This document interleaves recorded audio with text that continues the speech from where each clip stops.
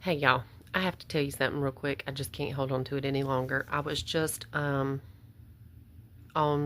the Truth Network for the radio station. We were talking about the end times, or when we think the Lord is coming, rapture, vice versa. And I had already made a post, I believe this week or last week, about the rapture as well, with a lot of reading involved, verses that I found.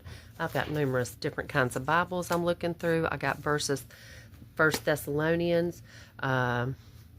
Let's see, 13 to 18, chapter 5. We've got Daniel 24:9. We've got Matthew 24. We've got,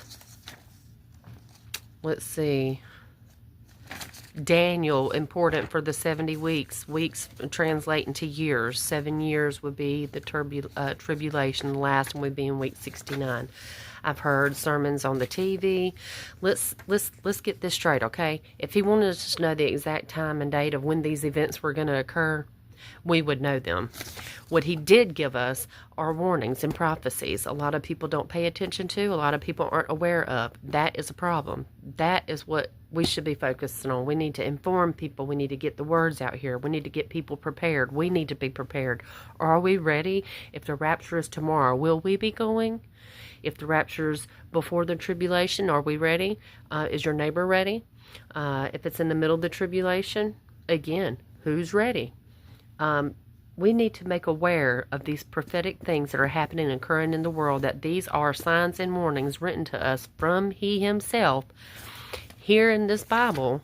No matter what Bible you got, you can find different translations with different verses and places. You can find Bibles that omit. I have a Bible here where Daniel's chapter 9, verse 24, it's not even spoken. It's not even in this Bible. I had to go to the King James Version to even find those extra verses. And those were there prior. So be careful what you're reading. Be careful who you hear and who you speak to. The only person you can trust is the Lord above. Our purpose is not to study, but be in the Word and hear it through the Holy Spirit. Your Holy Spirit, once you've been saved, you receive Him, and Jesus, it resides in you.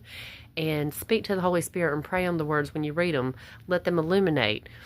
Pray for the Lord to do that so that you can recognize and see the truth and you can hear it. And then we have to take it and spread it. We have to plant seeds everywhere. The whole world has to know these things. Everyone needs to be. It goes back to love everyone as thy neighbor.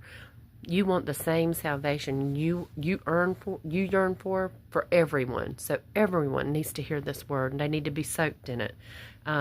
Just keep studying, read it for yourself, speak to the Holy Spirit, see what they say to you.